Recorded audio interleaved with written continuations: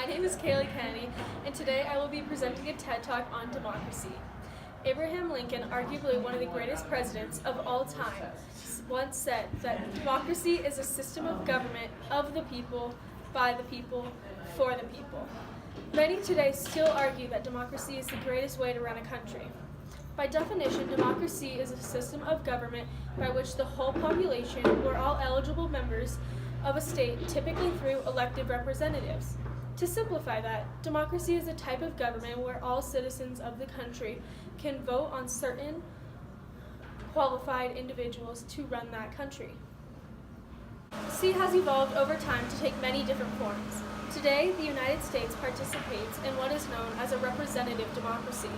This means citizens have the right to vote for individuals who they believe is best fit to run a nation and keep the country safe. Democracy provides the people with power and freedom they deserve. So one might be wondering, why is there so much tension and uproar going on in today's political climate? Let's get into it. For starters, our population has surpassed anything the Founding Fathers ever imagined, making it more difficult than ever to meet everyone's wants and needs, making it almost impossibly, actually. People feel as if their voice and vote gets lost in the crowd, which is now more than 325 million Americans. Another reason why people are enraged with today's current political climate is due to how corrupt elections have become. Money plays a bigger role in campaigns than ever before, and it is shown that the more money you have in your war chest, the more likely you are to go further in the campaign. This makes it extremely unfair for ordinary people to gain leverage or traction in a campaign unless they have some sort of social capital. So, exactly how do candidates get enough money to run a successful campaign in the first place? Well, there are a couple hundred families that are known to be the biggest donators nationwide, and when they don't donate enough money to the campaign, politicians will turn to interest groups. An interest group, such as the NRA, many Republicans gain donations from them. According to the Washington Post, the cash spent lobbying on Congress has more than doubled since 2000, from $1.57 billion to $3.37 billion in 2017. This is an exuberant amount of money to be spent on a campaign, when that money could go towards a cause or people in need.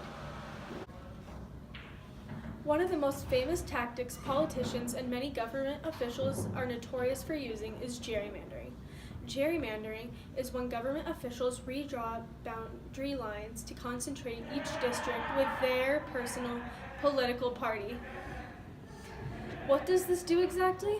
Well, since some districts have become so concentrated with one political party, it is impossible for the opposing or opposition to gain any traction or have a fair campaign at all. Another disappointing consequence of gerrymandering is the fact that it can be designed to dilute the votes of minorities and devalues democracy by unfairly rigging electoral maps. Everyone deserves their voice to be heard, but when gerrymandering is involved, people start to question if their voice even matters at all. While many Americans, myself included, could go on and on about the problems in the current state of our democracy, there are still so many reasons why we are incredibly lucky to have this as our core system of government.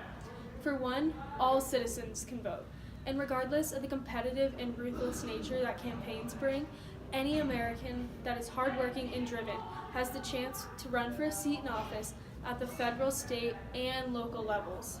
And there are endless possibilities to get involved and be a part of the solution to one of the core problems our democracy is facing. No matter where you lie on the political spectrum, I hope today that you could leave my TED Talk feeling informed and inspired. Now, I want to leave you with this quote from Franklin D. Roosevelt, who said, "Democracy cannot succeed unless those who express their choice are prepared to choose wisely." Thank you.